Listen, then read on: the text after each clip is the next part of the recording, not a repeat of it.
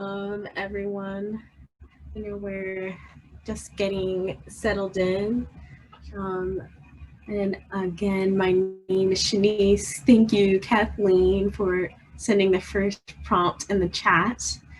And what I'll also do is send a link of our packet in the chat.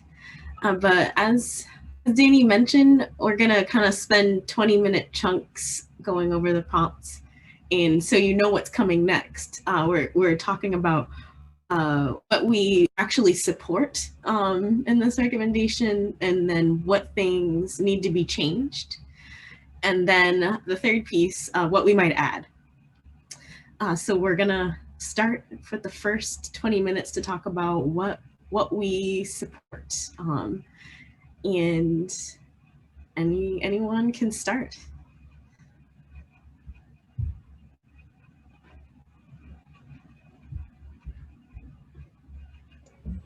I support Marysville and Lent feeding to Kellogg based on previous conversations we've had in this group.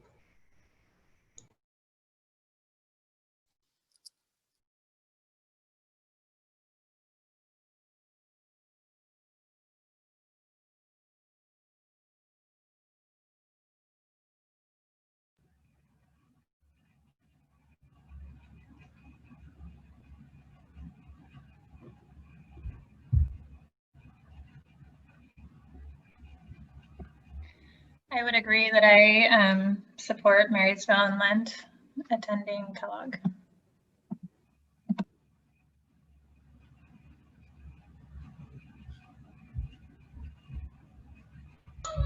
I guess, and with that, if Lent is attending Kellogg, then their Spanish DLI program would also be at Kellogg. So I think that leads to the other identified Spanish DLI programs being at Kellogg. Which is what I'm supporting. I like the fact that Kellogg's going to be able to have a whole program that has a Spanish immersion, and you guys can, the district can figure out how to really create something solid with that. I think that that's something that I'm really liking about this. What we all came up together with was the fact that we've got the opportunity to build a really cool Spanish middle school, and it's setting up that way. So this looks great.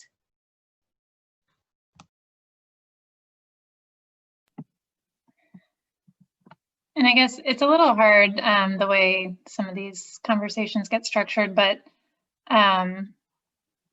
it's not that I don't support Arleta feeding to Kellogg. I just really want us to try and be clear about whether or not the decision we make tonight is closing off the option of Creston feeding to Kellogg. And I just want us to be transparent about it. I agree. I like the idea of the Spanish programs being able to meet up at the middle school at Kellogg. I just want to understand if the combination of these choices is taking away an option for Creston.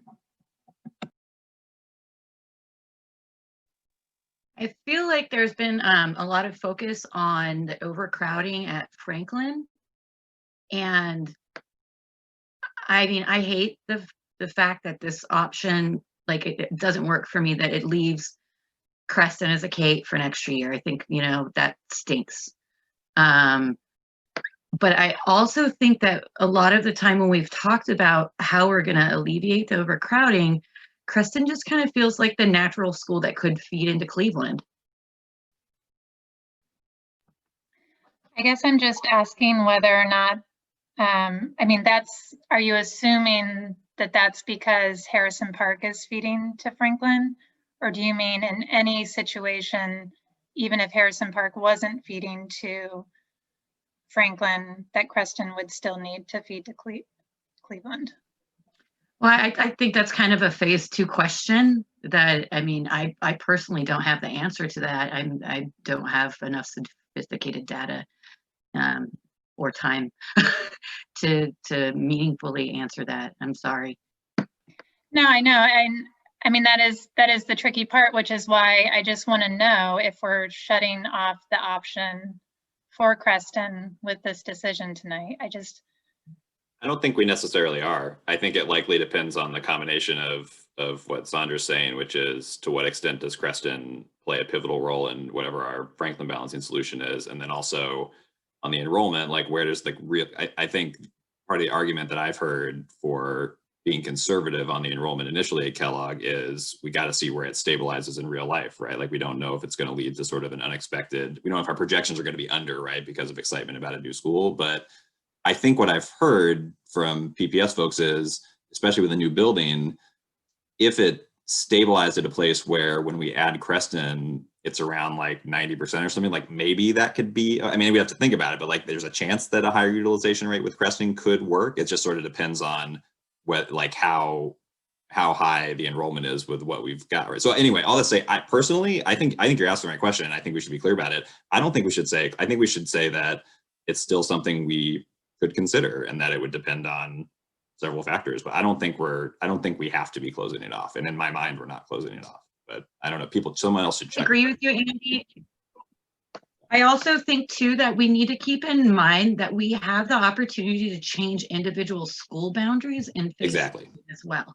That's the big piece of it. Well, there was also that slide that showed numbers in schools, and I definitely got the impression that there would be room for additional schools, but we couldn't fit all of them because that would put us close to 100% utilization. So I think that's part of what phase 2 is just kind of choosing, okay, what else could we fit in there if we wanted to in future, and not necessarily taking anything off the plate completely. Right. And just to use Creston as one example, I mean, regardless of what the decision is on its feeder path, I mean, it's the eastern part of its boundary is right next to Franklin. Like there's parts of it that are right next to Franklin and Kellogg, right? So presumably if we made the choice, and it's hypothetical, if we made the choice, Sandra, like you were saying, to shift it to the Cleveland cluster, we definitely want to look at adjusting boundaries so that it makes geographic sense. But that may mean that some people that are in the current Creston boundary would actually still be in Kellogg and Franklin. You know what I mean? So it's, I think that's a great point that we have to keep reminding people, which is it's not ideal that we're chunking this up just because of the way things worked out, but people have got to remember there's going to be more changes. We wish we could kind of fix all of this in one go and make it make sense. We have to chunk this up, but you know what I mean? So it's tough. Yeah, and I agree with you, Andy, on that. And I feel like reading the feedback and the community letter, and I've been in email contact today with the Creston PTA president, boundary changes are going to affect all of our schools. I mean, I don't think staying how the boundaries are on most of the schools makes sense in Southeast right now. They don't work with our current neighborhood setups. And especially with feeder patterns changing, we're going to have to really identify and probably prioritize the schools that need the enrollment, you know, like start in one area and neighbors working together to make that work. So that's also why I think it's going to be so important that we have, like one thing I've really appreciated process-wise over the last few weeks, even though it's, I mean, not that this has been easy, but like compared to where we started, having a specific enrollment target to work toward for Kellogg, for better or for worse, and whatever discussion there is about that, is really helpful in at least narrowing the options. I think that right off the bat, I hope we have that for Franklin, for example. Like I want the district to tell us what's the max that we should be shooting for here, right? Or like one way or another, we need to figure that out. Same thing on the schools that we're converting to K-5 that are going to be under enrolled. Like I want to know what's and Harrison Park as well, right? Like how low is too low? Like what should we be shooting for? Like I think that's not really for the coalition to figure out. We're not the experts. I think we need to make a list of things where we need some specific guidance from the district to be able to do our work. sure. And I think going back to that, like we're talking about what we like, I like that this plan leaves the opportunity to enroll Harrison Park, because a lot of the other plans that we have discussed does not leave the students to be able to enroll Harrison Park when it converts to a middle school. And that scares me so badly, that Harrison Park will not be an equitable middle school to any other middle school in Southeast or even the district at that point. I agree with that point too. Alex, thank you for bringing that up. I think that is definitely something we do have to keep in mind, that there will definitely be a pull to other buildings simply because, and it's not just the shiny new, but if it's smaller, a smaller middle school will not be able to offer the programs that a larger middle school can.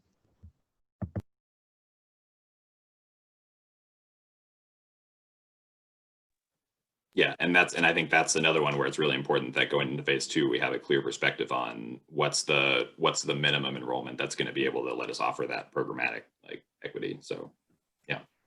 I think for me, when we're considering phase 2 and looking at Harrison Park, it's not only looking at what our goal is in terms of enrollment, but I also would really like some clear understanding from the district about what steps will be taken to modernize Harrison Park. To my understanding, right now, it's not really in a situation where it's going to provide that equitable middle school experience that we've been talking about wanting to provide to all of our students. And so I just would like to have more clarity around what that looks like, how that will happen, given the fact that the building may be occupied next year. So when will those changes and those upgrades happen?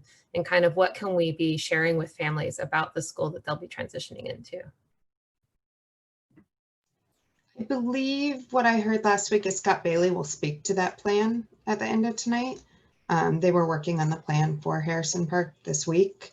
I also think while we're leaving room to enroll Harrison Park, we also need to have the marketing power to promote Harrison Park as a good school, because so many people in Southeast specifically do not travel outside their neighborhood further east or further south. And so schools that are further east and further south are looked down upon.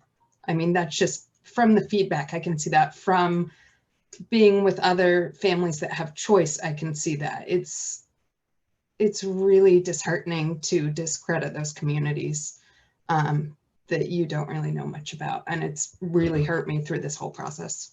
And I being in Harrison Park, there are some great facility things, and I haven't been in Kellogg, and I admit I don't even know what the blueprint looks like, if they have a theater or an auditorium. Harrison Park has an amazing theater with a fantastic sound system and light system, and it's probably one of the nicest in the district. And there's a lot that it does have to offer. We have 2 gyms. We have a space that could serve as a dance studio with some flooring work and some soundproofing that was in our plans for this school year to try to get going on that. So, there is a lot that it has to offer, but, I'm interested in hearing what modern, what they will be adding, because I have expressed a lot of concern in the past about safety, security, cameras, those types of things. And, there will need to be some work, but it is a large building, and there are some great things. We have an area right now that could serve as a phenomenal CTE space, but again, that you have to plan for that. And I'm going to add to that with Roseway Heights, it was a K-8 up until the last day of school. And we literally had just the summer to prepare for it to become a middle school. And it was completed over the summer. It took a lot of hard work, and there were a lot of contractors, but we had project managers who coordinated everything well. We had all new internet wiring put in so we could accommodate more computers. We had a dance studio put in. We had little toilets replaced, something you don't usually think of. So all those things were able to be done over a very short summer. It was literally 6 to 8 weeks. I was really impressed with our facilities and our contractors, and I didn't think it was possible, quite frankly, but they did it, and the school looked fabulous. First day of school. So Kathleen, I'm going to call you out. So are you saying that Harrison Park could get those things updated in time and we could function? I teach kindergarten, so they would be able to function as the school, a really cool middle school. Is that what you're saying? Even with a short period of time, you can upgrade everything that we need to get upgraded over at Harrison Park within like a summertime? We were able to get all the upgrades done over the summer, including moving the little furniture out to Rose City Park and bringing in bigger furniture. So all of that was coordinated and done. There was a lot of planning that went into it, but as I said, we had 27 departments working together collaboratively to make sure it happened. Cool. One other thing I'd add on the what do we like about this, which I don't think anyone's named yet, is I mean, so yeah, I'm a Bridger parent. I like that this would solve the fact that we gave space at Bridger next year, if not for some sort of change in configuration. So I think that's a plus. Yeah, I think that's a huge plus to help alleviate the Bridger overcrowding, which is something that we identified as one of our main goals early on.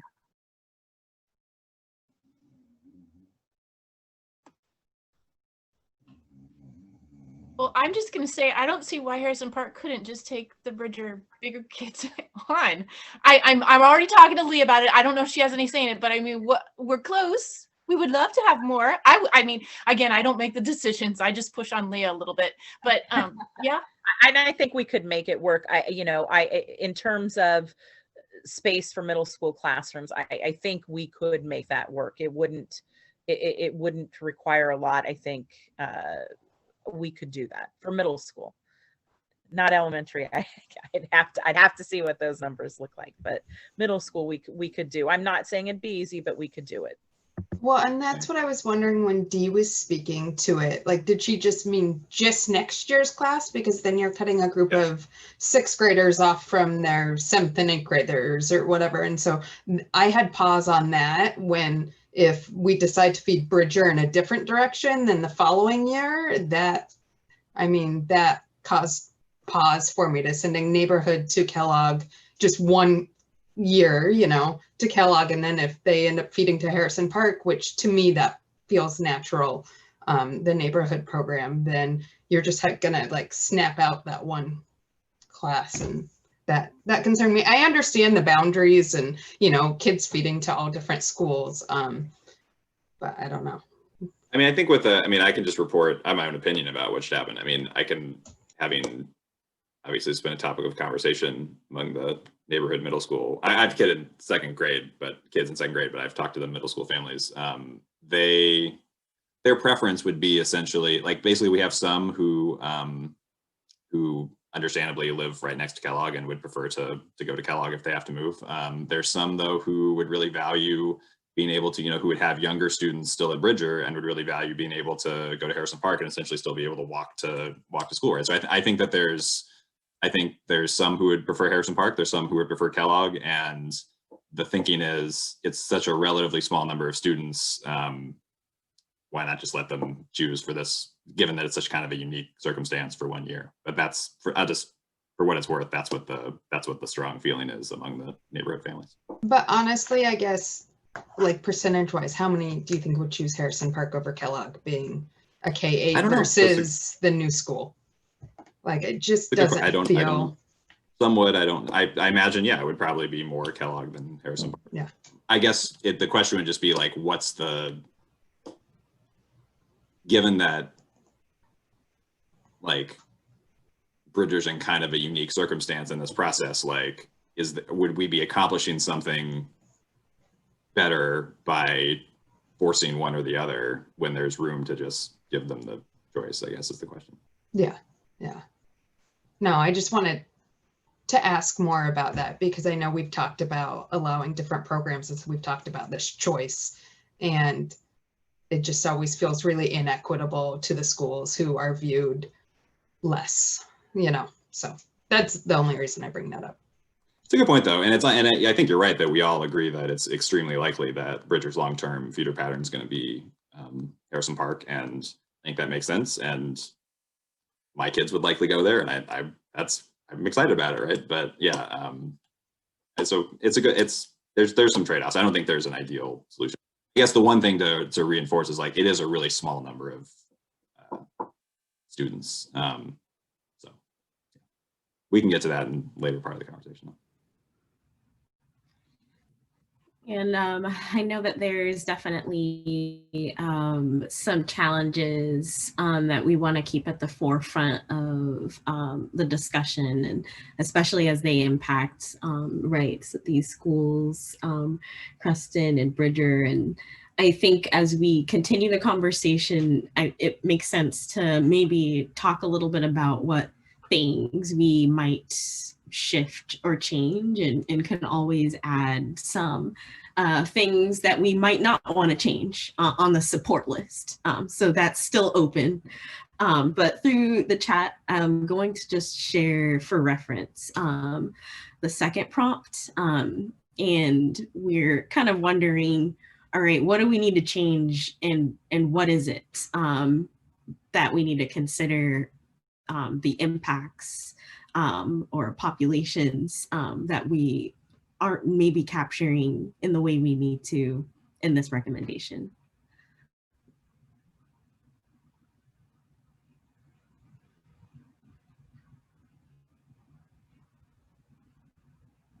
Does anyone think that we should keep, I don't personally think this, but I guess one obvious question would be, does anyone think that we should keep the Spanish DLI strand that's currently at Mount Tabor? Like, should that feed to Kellogg immediately? Does anyone have any strong feelings about that? In the proposal, it does.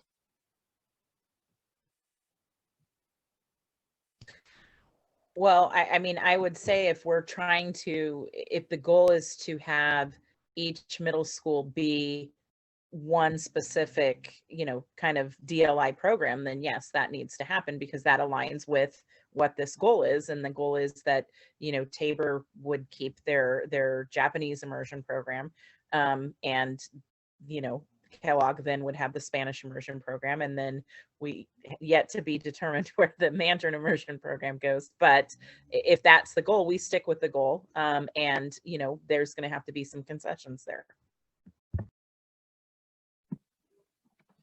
Yeah, I mean, my concern with keeping the DLI program at Tabor is the program impacts and staffing, potentially the staffing issues that arise with doing that, having one strand stand alone when 3 are coming together in another close by middle school. So I think that risks making a really negative impact on the single strand at Mount Tabor.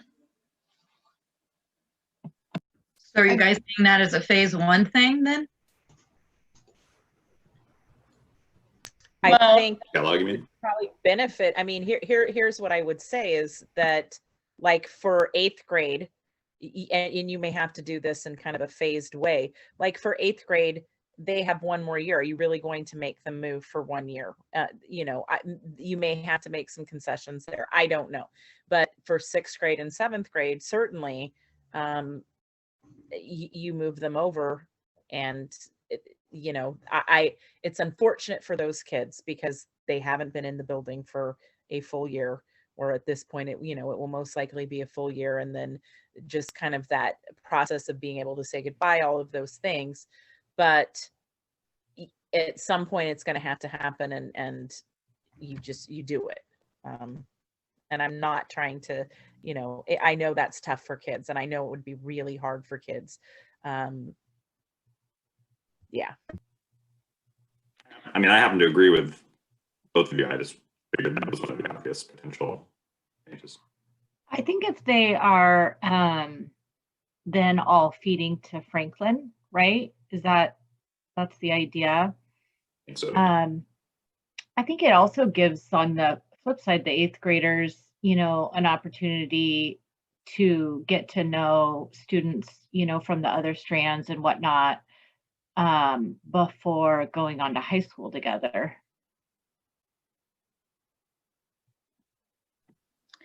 Yeah, I mean, I guess too, in the situation of the kids that are in neighborhood, they obviously would have the choice of staying at Mount Tabor if they didn't want to follow the program. I mean, the program is still, really valuable in middle school, but it is 2 classes. And so if for whatever reason that was a real hardship, or just hard emotionally on particular kids, maybe some kids would drop out. But I also feel like, given that we've been out of school now for almost a year, that maybe moving next year would, provide some buffer in terms of feeling that impact. I just have to, I'm not disagreeing with anything that's being said. I just have to play the other side, being from a neighborhood school, and how much of my neighborhood is thinking, like in earlier conversations, that our school that is so close to Kellogg, and as so many people say in so many ways, can see, you know, Kellogg from their school. If we move all the Spanish to Kellogg right away, is that limiting space for neighborhood program students? And I don't know, because I don't know the numbers on something like that. I don't know if Alex, you can help with that at all on numbers, but. Yeah, did you have specific neighborhood programs in mind that you were thinking about? Well, I think it's like, what would happen if you, for example, and I've played with this, but I'm curious what the official answer is. So if you kept the Mount Tabor strand at Tabor and say added Creston, what would that? And that's probably what you're getting at, right? I No, I mean, Oh, go ahead. Sorry. I can look into that, and yeah, sorry. Go ahead. I mean, I think the other, you know, thing that I shared, I mean, because that was my question too. I mean, by making the decision of moving all 4 strands to Kellogg in phase 1, is that effectively shutting off the option for Creston to feed there in phase 2? And I mean, if you're trying to set up the programs evenly, I mean, 2 and 2 would make more sense than 3 and 1. But I mean, everything's, I guess, got its trade-offs. I think what's tricky is that, as tempting as it is, because by the way, so if we're talking about things I don't believe that this option necessarily prioritizes, you know, DLI over neighborhood, but I see how it can appear that way, and I don't like that it appears that way, right? But it's like there's a connection here, right? Because it's by feeding the Spanish DLI to Kellogg right away that you're able to, for example, also feed Lent, that we all agree is a priority, and it's the easiest way to address the space issue at Bridger. But I think what I come back to is like, and Alex can correct me if I'm wrong here, I think it's plausible that if you kept Tabor strand at Tabor and added Creston, I think you're at least in the ballpark of something that could work at Kellogg. The issue would be like, that only works if that is an okay long-term solution for you, right? Because if you're imagining that the Tabor strand is going to go there eventually, you have to account for that at some point, and that's gonna blow up the enrollment numbers. So, and that gets back to what you're all saying about, is instructionally, is that going to be the best experience for kids in the DLI program at Mount Tabor to sort of be in that isolated strand versus whatever's happening at Kellogg. So I understand the trade-offs, and now we're back to talking about DLI, but I think it's a fair question. I think one other piece I put out there too is that I remember really early on, Mount Tabor was one of the other schools that was called out as currently being sort of overly utilized. And so that's even though it's only 1 strand, so it's a fairly small number of students, I think that moving that strand would be enough to kind of reduce some of that strain on Mount Tabor too. So just putting that out there for logistics. And I had that thought too, that it would alleviate some of the overcrowding there. Yeah, so some of the preliminary numbers, PPS staff was looking at 2020, you know, October enrollment, and looking at, you know, 5th, 6th, and 7th graders. So that's not a perfect system. Obviously, you know, there's going to be change with turnover. People make choices year to year. But looking at those numbers generally, that Atkinson DLI program is about 80 kids, and the Creston neighborhood program is about 134. So if you take option C as it stands now, so let's reiterate that. So Arleta, Bridger DLI, Atkinson DLI, Lent DLI, Lent neighborhood in Marysville, you're at just about 660, which is close to what we're shooting for in terms of 80% utilization at Kellogg. But if you switch Atkinson, DLI, and Creston, that's a change of about 50 kids. So you're looking at about 720. So you're getting kind of a little bit high, and you know what we're aiming for. And you'd have to be okay with that as a permanent configuration, because there's no way you can fit all of them long term. Right. Because then you try to add, you know, roughly 80 kids from Atkinson at a later point. And if we see a bump, if we're like, I mean, again, we can fix some of this with boundaries in theory, but it's. One, I just wanted to ask, because like it does seem like there's more positives to feed the Mount Tabor program and the Atkinson program to Kellogg than there are negatives based on the total configuration of what we're going to. But I was just trying to consider all of it. So thanks for the numbers. Yeah, I think it's definitely worthwhile. Yeah. There is I also, can, oh, go ahead, I'm sorry. sorry, so were we determining just now, I was distracted by something else. Were we just determining right now that by feeding all 4 strands of Spanish immersion to Kellogg, we will effectively be not really creating I mean, I know that the boundary around Franklin and Kellogg, you know, like that likely will get moved into a Kellogg feeder, right? But in terms of Creston as a feeder, are we effectively shutting off the option of them feeding to Kellogg by making this DLI decision tonight? What's the updated, Alex, the just option C as it stands now? What's the projection? I only have the one that doesn't account for the new Bridger numbers. About 660. And then, so you said plus 50. I mean, so that would be 88%. I mean, that's what I mean. So I don't think it, that's what I was getting at earlier, right? Like, so long-term, so never mind, Chris. I'm sorry, I was thinking out loud. Yeah, so if you fed all 4, you're going to be way into the 90s, which I guess we'd have to. I assume no one would think is an idea. Andy, I lost you at least. I'm not sure. Oh, if you sorry, lost it as well. sorry. Good thing I wasn't saying anything. I was puzzling it out myself. Never mind. I just One think other it's thing really important that we be really clear about that tonight so that the community understands what we're doing. We'd have to be comfortable with a extremely high utilization rate, like into the mid 90s, to be. That's not okay. Yeah. Like the principals that I've talked to, I know we have principals here that can chime in and know far more than I know, but I've heard that 80% number is like kind of what feels like a full school. I also think, I don't know if we're closing it off. I mean, we are in some ways, but I think phase 2 and where middle school Mandarin DLI lands can say a lot to Creston, especially with boundary changes. I don't think we can say 100% we're shutting Creston off from Kellogg until we know more of those other placements and the boundary changes with them. Certainly, we're not necessarily closing it off to people in the current, to everyone in the current Creston boundary. Like, that's where you have to be precise, right? Like, even if Creston, it's going to be hard to feed long term, there's parts of that boundary, you know what I mean? So that's where we, but yeah. Yeah, Creston as a feeder, no matter what its boundary is, would not be a feeder to Kellogg, right? I mean, that's what I think we need to be clear about. Yeah, I think we're saying that part of the Creston boundary may shift over to other schools that feed into Kellogg, but we're not saying that necessarily Creston itself as it stands now would feed to Kellogg, if I'm hearing everybody correctly. I'm curious if we are, if anybody's been thinking creatively about options for the 6th through 8th graders at Creston for next year, because it seems that has been a strong request we've heard from the Creston community, is to have those students be able to have a middle school experience next year. I just don't know if there's any options out there if we move forward with option C as it is. I think that's a really good question, and that's something that we need to consider. That's a really good question.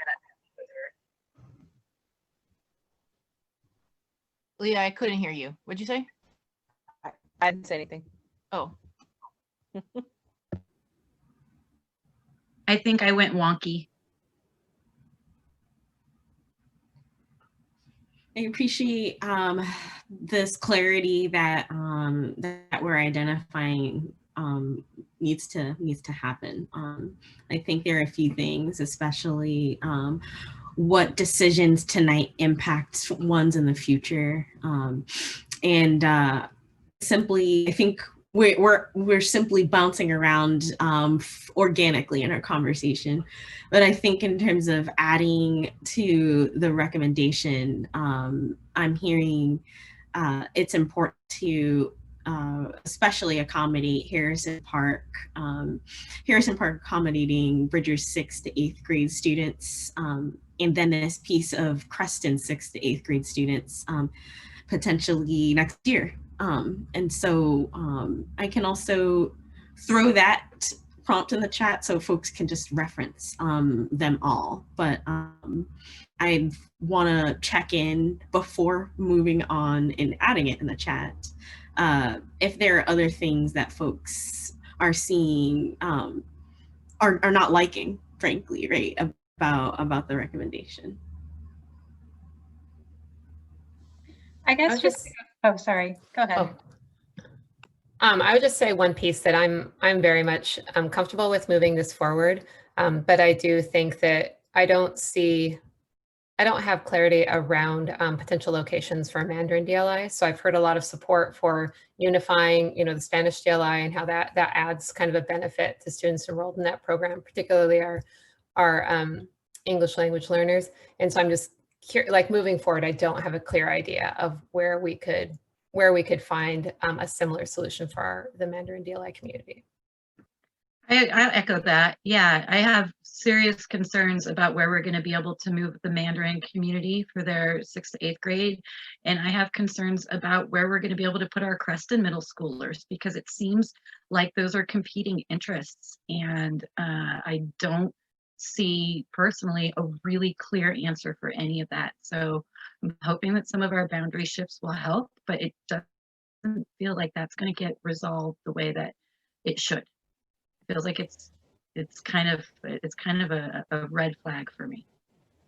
Can I just ask, so I know that this school has not been in this conversation, but Da Vinci Middle School is not utilizing a lot of that building, or maybe it's utilizing more than I realize and it's just not reflected in the numbers. But I mean, Buckman is an arts focus program.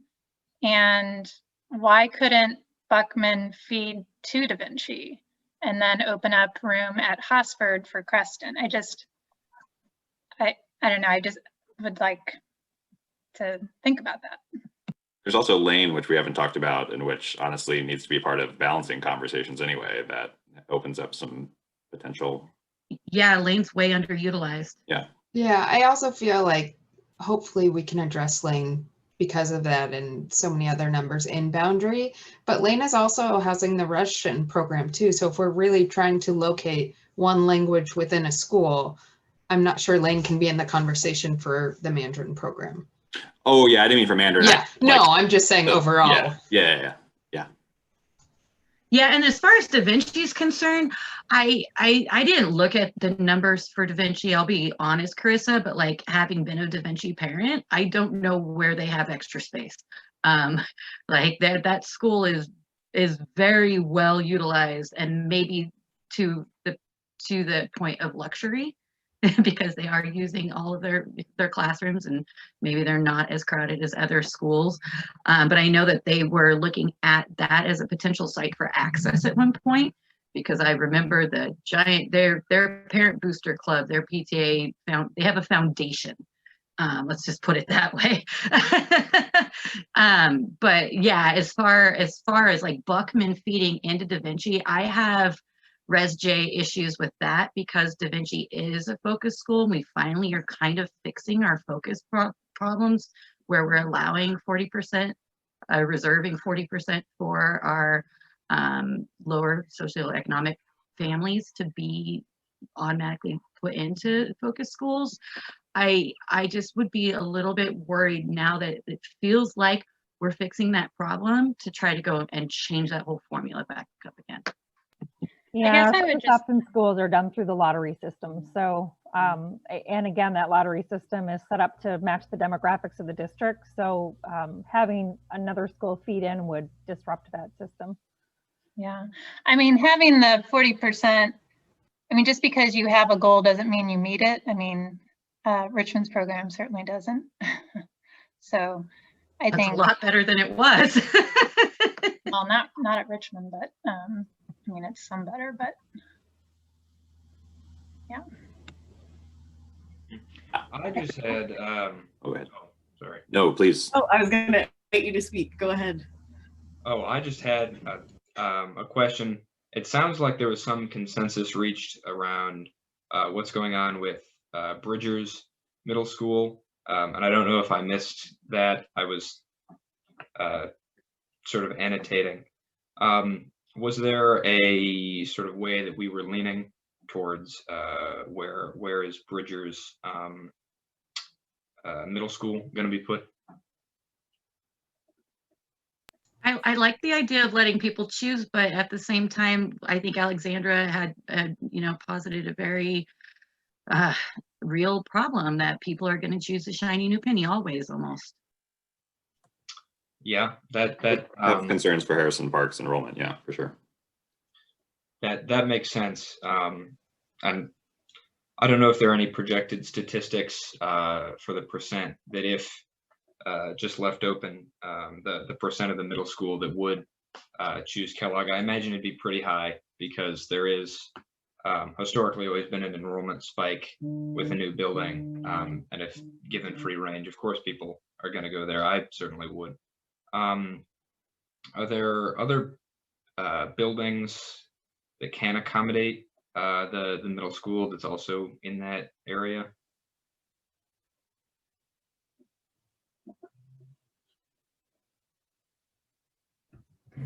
I think the hard thing I could see is, I mean, there is a possibility of Mount Tabor, that is not too far from the Bridger neighborhood. Andy, I'm totally speaking in your about your community here, so please interrupt me. But I'm very, very hesitant because I'm really worried about asking students to step into a building where, in all likelihood, we would not be asked, like, we would then have sort of that one group that might be going off, on their own, because I haven't heard that Bridger to Mount Tabor connection noted very often as a possibility. And so I'd be worried about finding a short-term solution for next year that then impacts families, and especially, those students again in future years. Just a one thought. Oh, sorry, Shaylee. I'm really interested in Parker's insight in this. And when, we're talking about moving students for a year and then moving them over again. And how do you feel about that, Parker? I've switched schools just from moving neighborhoods once. That was from fifth. I both from one K8 to another K8, but at the end of fifth grade. And while jarring was part of the experience, it wasn't unbearable. I'd say I think even a solution for just that chunk of students for just those 3 years to get the sixth graders out the door to high school might not be the worst thing. Again, if there's contradicting opinions or that's not necessarily the smartest idea, then I'm not strongly attached. It's just sort of ideas that are coming to the top of my head. But maybe, and again, just theoretically, going a little bit over maybe the 80% at Kellogg for just those 3 years, and then coming up with a more well put together or there'd already be a feeder pattern that makes more sense for the Bridger Elementary. But I don't know. Good. I mean, yeah. Is there any way to say, as far as phase one goes, our group is not comfortable in placing the neighborhood program for phase one? I mean, I think that makes more sense. Do we have to decide the neighborhood program on Bridger in phase one, or could we put it in the parking lot and come back to it in phase two? We have to decide it because they have to go somewhere. But I think my first preference, honestly, rather than the coalition deciding this, would be, I think, again, it's such a small number of students. I think that PPS should work with the community separately to figure out a solution. Frank, I'm not sure it's. I think I appreciated Andrew's and Beth's reflection on sort of there's certain things that should not be in our, we should be implementing decisions about certain things, right? I'm not sure if this is one where it's a tough situation though, right? One point of clarification though, Sandra, who I might have dropped off. Oh, no, you're there. Okay, you're on video now. I think my understanding is that, and I guess it's up to the board for sure, but that PPS would push for anyone who starts at Kellogg in the fall is going to stay there regardless of phase 2 changes. So we wouldn't be asking, whether it's Bridge or anyone else, like we wouldn't be asking kids to move again, like next year and then again. That's my Good. understanding. I'm glad to hear that, because that would be ridiculous. Yeah. But that's a consideration, right? Because then you got to factor that into the enrollment for 3 years or whatever, regardless. Right. So, yeah. Well, and I think we have another problem, you guys, that we haven't talked about as much. So, I mean, I know we've got this middle school shiny new penny thing going on, but we also have to talk about the fact that the K-8s that are converting to go to this middle school are going to be severely under-enrolled. Big Yeah. phase 2 priority. Can anyone in PPS speak to that about next year, how the funding is going to work for the new Kathleen, was it K5s? you or who? Somebody had said that we would be similarly supported to some other schools that converted back in the day. Did you guys see that? Was that an email? I remember that coming up. I don't know if we talked about that last week or if that was confirmed somehow this week, but I remember saying, you know, there will still be like specials and, you know, all that support that's needed during the interim. I know, but you guys, do you believe that? I'm sorry to be No, negative, Nellie. I don't have a lot of faith in how funding goes, being at an under-enrolled K through 8 for this many years, and how we've had to fight tooth and nail or go without. So I want more understanding for how funding's going to work for these K-8s that are converting to K-5s, because I mean, while I understand we'll have classroom teacher, we're still going to have the administration and supports that those K through 5 kiddos need. I mean, I can speak a little bit to how staffing goes. It's based on student numbers, but like I supervised the Madison cluster last year, and both Vestal and Lee are around between 250 and 280 each. And so they received PE time that would support PE, for the required number of minutes, for the required number of days. So staffing is allocated to make sure that the minimal specials are there. Of course, you sometimes see other specials funded through foundations and other supports that some of our higher socioeconomic schools have. So that's where the disparity sometimes happens.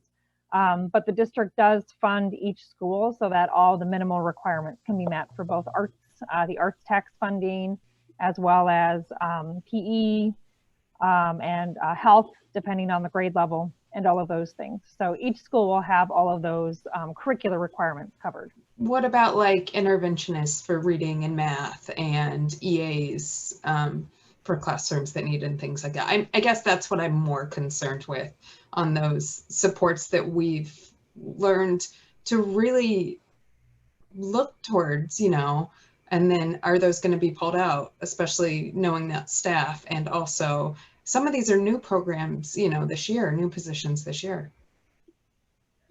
Yeah, and that's typically funded through one of two sources. One is Title I funding. So that depends on the percentage of students at the school who receive free and reduced lunch. It could also be funded through the equity funds that are collected through the district foundation and are distributed to schools based on their BIPOC population, as well as, again, students who receive free and reduced lunch and historically underserved. So if that percentage changes, then schools may not have that level of resource. For example, when I was principal at Irvington, we did not have any interventionists, any specialists. We were just very creative with what we had. But we also had the SIA funding. From what I understand, we have, I don't know if you want to speak or not, Sean, but we also have potential other funding sources due to decisions that the Oregon State Legislature is making that helped bring us additional social worker positions as well as counselor positions at schools. Okay. Well, I think, Kathleen, what we're looking for really, though, is some kind of assurance that the gap that's going to be created by PPS's own hand is going to be filled for our schools. Mm-hmm. Yeah, and again, each school will receive whatever staffing they need to run the K-5 programming, regardless of the student numbers. And I saw it personally at both Vestal and Jason Lee. Well, and I have to ask you, talk towards Title I funding. So if we're moving all these students to Kellogg, then will it be designated Title I? Have we looked at those numbers for funding? And is it like, is Title I on a per student basis, or is it a lump sum based on type of school? You know, because It's a percentage of free and reduced lunch. So like our no, I LEDA mean the moved away total from- funding. Yeah. Oh, got you. Okay. Yeah. Like we haven't been Title I for I think 4 years or 5. Time is weird. It's a pandemic, you know, but it's been a while since we've actually been a Title I. So we lost all those FTEs and everything like that. And so, you know, I'm just concerned for these students. Like, frankly, you guys, my kid's not even going to go to Kellogg. My Arleta kid is going to be a Selwood Middle School student next year because we moved. But like, I'm concerned for everybody. Like, I'm concerned that the kids that are going to be behind there, because we're keeping my younger student there at Arleta, and because they're special needs, and frankly, schools like Marysville and Arleta are way set up very well. They have fantastic programs, and I just want to make sure that we're not going to have this gap here where we just lose a ton of our funding, and these kids are hurt by the fact that our middle schoolers get to go to some shiny new penny. I can also add a bit to what Kathleen shared, and I know especially being in a pandemic processing this, there are some added layers of concern, but I think due to the bond, in addition to some of the funding sources that were named. So for example, curriculum will be kind of direct investment that that schools will see quickly. So I think that there are absolutely spaces, especially lessons learned from you all, what we can support with our processes moving forward. And honestly, due to the pandemic, I know that there are some schools that have all students, right, that identify with free and reduced lunch this year. And so I think those numbers in general might not look like how they looked before the pandemic, but there are these spaces. The Student Success Act is one of those things that will build the extra supports that were kind of being named today.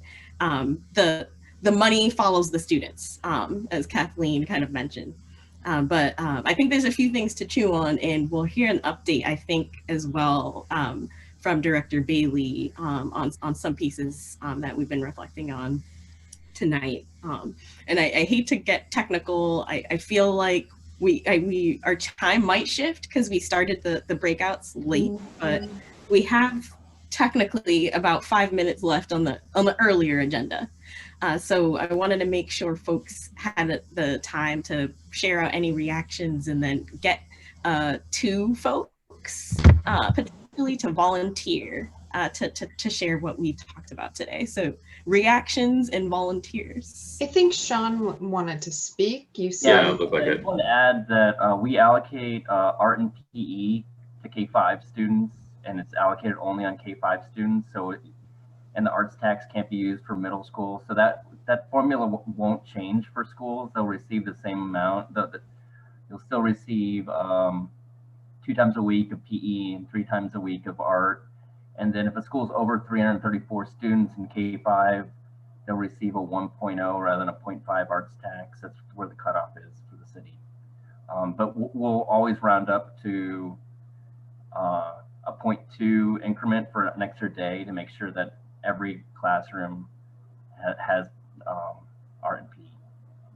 And in terms of the specials and interventionists and stuff, really when we know what the configurations are, it'll be easier to calculate what the new poverty rates are and the historical underserved rates are for how the equity formula works in Title I.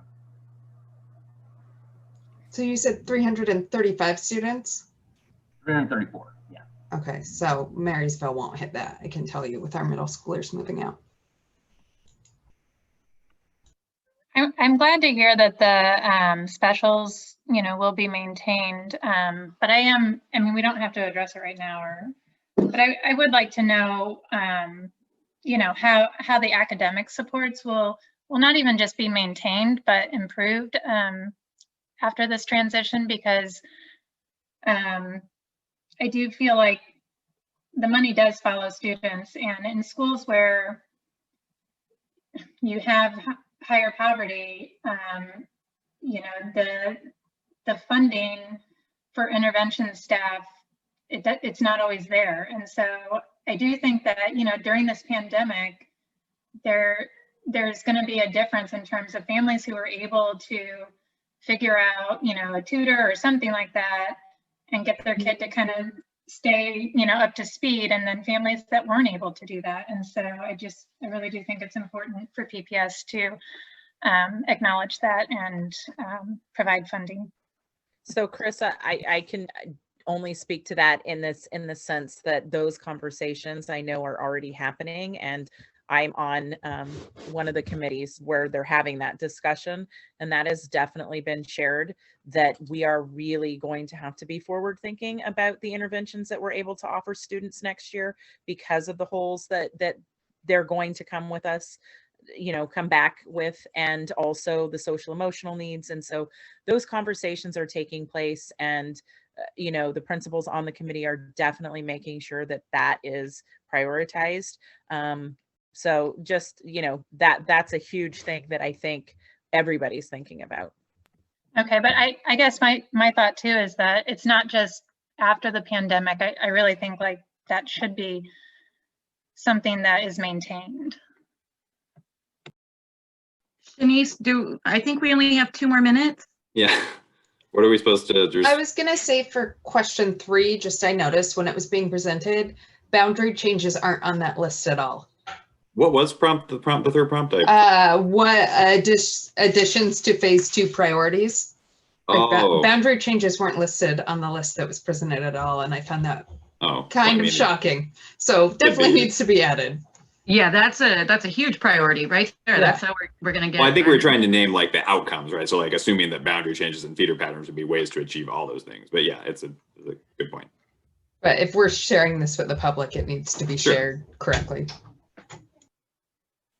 Yeah, no, I agree. And with 2 minutes to go, we do need a volunteer or volunteers to present. Is that what you were about to say, Shanice? Yep, take it away, Kathleen. So did we settle on any, it sounded like we didn't really suggest any specific changes to the proposal itself, unless I missed something. We were more talking about.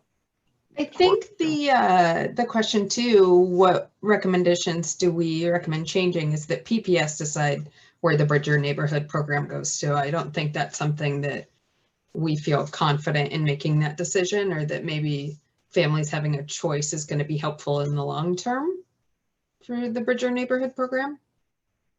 So I think handing that off more so. I don't dislike the choice though. I mean, we need to be creative. It's weird times, and you know, I think there's so much distrust at the district level, unfortunately, like with parents, you know, that I think that maybe putting it in their court would maybe moving it to phase 2. Yeah, I think it's a phase 2. Like that's the change then, moving that to phase 2. Oh, like where they go in the evolving phase. Okay. Yeah, Bridger neighborhood goes.